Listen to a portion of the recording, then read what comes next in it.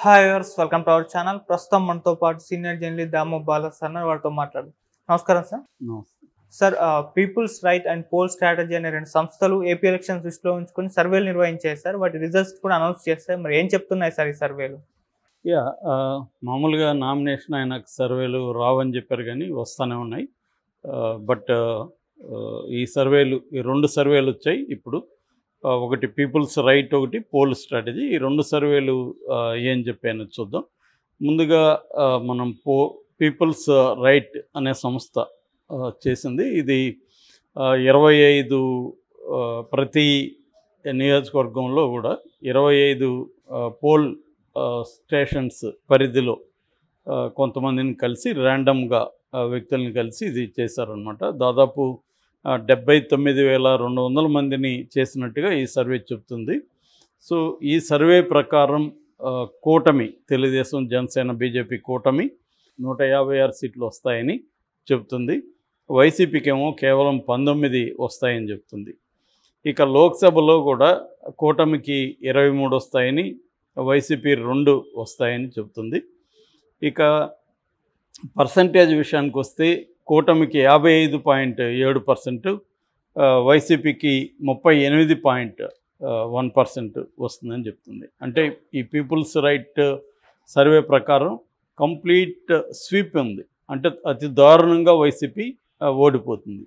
ఎందుకంటే 19 సీట్లు అంటే లాస్ట్ టైం తెలుగుదేశం 23 సీట్లు. ఇది అంతకంటే దారుణం. అంటే కంప్లీట్గా తీవ్రమైన వ్యతిరేకత జగన్ మీద ఉన్నట్టు, ఒక కంప్లీట్ స్వీపింగ్ ఇటువైపు ఉన్నట్టు. ఇది ఈ సర్వే చెప్పేది.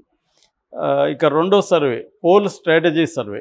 ఈ సర్వే ఏం చెప్తుందంటే, ఇది కూడా 15th మార్చి నుంచి 10th ఏప్రిల్ మధ్యలో ఈ సర్వే చేసినట్టుగా చెప్తున్నారు. 148,532 మందిని వీళ్ళు కలిసి మాట్లాడారు. సర్వే వాళ్ళ దగ్గర అభిప్రాయాలు తీసుకున్నారు. వీళ్ళు చెప్పేదాని ప్రకారం కూటమికి 120 నుంచి 130 సీట్లు వస్తాయని అసెంబ్లీలో చెప్తున్నారు. అంటే వీళ్ళు కూడా క్లియర్గా కూటమిని, అధికారాన్ని హస్తగతం చేసుకుంటున్నామని చెప్తున్నారు. ఇక లోక్సభలో 19 నుంచి 21 సీట్లు వస్తాయని కూటమికి చెప్తున్నారు. పర్సంటేజ్ తీసుకుంటే కూటమికి 50.5% వస్తుందని కూడా వీళ్ళు చెప్తున్నారు.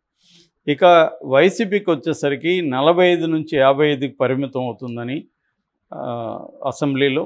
ఇటు లోక్సభలో 4 నుంచి 6 సీట్లు వస్తాయనేది వీళ్ళు చెప్తున్నమాట. ఇక పర్సంటేజ్కి వచ్చేసరికి 46 నుంచి 46% వైసీపీకి వస్తుందని వీళ్ళు చెప్తున్నారు. సో ఇక మేలు, ఫిమేల్ కూడా వీళ్ళు లెక్కేశారు. కూటమికి మేల్ వచ్చి 48%, ఫిమేల్ వచ్చి 55%. అంటే ఫిమేల్ ఓటర్స్, మహిళా ఓటర్స్ కూటమికి చాలా బలంగా వేయబోతున్నారు అనేది వీళ్ళు చెప్తున్నారు. అట్లాగే వైసీపీ విషయానికి వస్తే మగవాళ్ళు 47% ఉంటే స్త్రీల సంఖ్య చాలా తగ్గిపోయింది, 40% ఉంది. అంటే ఈ రెండు సర్వేలు తీసుకుంటే ముందు పీపుల్స్ రైట్ సర్వేను మనం చూస్తే ఇది చాలా నమ్మశక్యంగా అన్నట్టుగా ఉంది. చెప్పలేము మనం. లాస్ట్ టైం కూడా 2019లో కూడా ఎవరు అంత స్వీప్ ఊహించలేదు. దాదాపు 50% వరకు ఓట్లు కావచ్చు, 150 సీట్లు వైసీపీకి రావడం, ఎవరు కూడా ఆ స్థాయిలో స్వీప్ చేస్తుంది అనేది ఊహించలేదు. 23కి పడిపోతుంది తెలుగుదేశం ఊహించలే. అలాగే ఏమన్నా ఉందా? మామూలుగా అయితే ఇప్పటి వరకు అన్ని సర్వేలు కావచ్చు, లేకపోతే మనకి వస్తున్న గ్రౌండ్ రిపోర్ట్లు కావచ్చు, ఇవన్నీ చూసినప్పుడు ఎవరికి కూడా స్వీపింగ్ అయితే లేదనేది తెలుస్తుంది. నిజంగా అంతా ఈ సర్వే చెప్పినట్టు స్వీపింగ్ ఉంటే చంద్రబాబు ఎందుకు కూటమి కట్టాల్సి వచ్చింది? అంత స్వీపింగ్ ఉంటే ఇండిపెండెంట్గానే హాయిగా 175 చోట్ల నిలబెట్టి ఇంకా బ్రహ్మాండంగా ఆయన కంట్రోల్లో ఉండేది వ్యవహారాలన్నీ, హ్యాపీగా గెలిచేవాడు కదా. మరి అంత వ్యతిరేకత జగన్ పట్ల ఉందా? మరి జగన్ సభలకి అంత పెద్ద ఎత్తున జనం ఎలా రాగలుగుతున్నారు? కొంతవరకు వాళ్ళు తోలొచ్చు, కానీ అంత స్థాయిలో వస్తారా అనే అనేక డౌట్లు ఉన్నాయి. అలాగే మనకి ఎందుకు జగన్ మీద అంత వ్యతిరేకత వచ్చింది? అతను కంప్లీట్గా పథకాలను అయితే అమలు చేస్తున్నాడు. ఓన్లీ అభివృద్ధి లేదు, ఈ మాటలేవు అనిపిస్తున్నాయి. అవన్నీ కూడా వేగ్గా ఉన్నాయి. కానీ నేను చాలాసార్లు చెప్పినట్టు కంపారేటివ్ విత్ డేటా లేదు. అంటే గతంలో 5 ఏళ్లతో పోలిసినప్పుడు అభివృద్ధి ఏ రంగాల్లో పడిపోయిందో చెప్పట్లేదు. అట్లాగే దేశవ్యాప్తంగా వివిధ రాష్ట్రాలతో కంపేర్ చేసినప్పుడు అభివృద్ధి ఏ స్థాయిలో ఉందో ఎవరు వీళ్ళు విమర్శించే వాళ్ళు ఎవరు చెప్పట్లేదు. మామూలుగా మనకి డేటా చూసినప్పుడు అంత దారుణమైన పరిస్థితులేమో అక్కడ కనబడలేదు. సో ఎందుకు ప్రజల్లో అంత తీవ్ర వ్యతిరేకత వచ్చింది? రాజధాని అంటావు, అసలు రాజధాని ఇష్యూనే చేయడం మానేశారు తెలుగుదేశం వాళ్ళు. అమరావతి అనేది ఎలక్షన్లో ఇష్యూగా ఎవరు చేయలేదు అసలు. ఎందుకంటే వాళ్ళకి మిగతా ఏరియాల్లో ఇబ్బంది అని ఇప్పటివరకు అమరావతి అన్నారు. కానీ ఎన్నికల్లో అది అమరావతి అనేది పట్టించుకోవడం మానేశారు. సో అమరావతి కూడా ఇష్యూ కాదు. ప్రధానంగా అరాచకాలు అంటున్నారు. అరాచకాలు ప్రజల మీద ఏ స్థాయిలో అరాచకాలు కనబడలేదు విత్ డేటా చూసుకున్నప్పుడు. అంటే గతంతో పోలిస్తే పెరిగాయా, ఇంకా క్రైమ్ రేటు తగ్గిందనేదే ఎన్సీఆర్బి కింద చెప్తున్నారు. ఓన్లీ ఏంటంటే తెలుగుదేశానికి సంబంధించిన కొంతమంది మీద కేసులు పెట్టడం, అరెస్టులు చేయడం, చంద్రబాబును అరెస్టులు చేయడం ఇవి కనిపిస్తుంది. మిగతా దళితుల మీద దాడులు కావచ్చు, స్త్రీల మీద ఇవి కావచ్చు, ఇవి కంపారేటివ్లీ మోరాల్లెస్ సేమ్ ఉన్నాయి తప్ప జగన్ ప్రభుత్వంలో విపరీతంగా మహిళల మీద దాడులు, విపరీతంగా దళితుల మీద దాడులు అట్లాంటివి కనిపించట్లేదు. సో అంటే ఏ రకంగా కూడా తీవ్రమైన వ్యతిరేకత అయితే లేదు. వ్యతిరేకత తీవ్రంగా లేదు కాబట్టే కదా చంద్రబాబు పవన్ కళ్యాణ్తో కలవాల్సి వచ్చింది, ఇటు మోడీతో కలవాల్సి వచ్చింది. సో ఆ పరిస్థితి అయితే మరి ఈ సర్వేని ఎలా నమ్మాలనేది కొంత డౌట్ఫుల్గా ఉంది. లేదు మనకి ఇవన్నీ ఎవరికి తెలియని ఒక నిశ్శబ్ద విప్లవం ఏమైనా జరుగుతుందా, జగన్కి నిజంగానే అంత తీవ్రమైన వ్యతిరేకత ఉందా అనేది తెలియదు.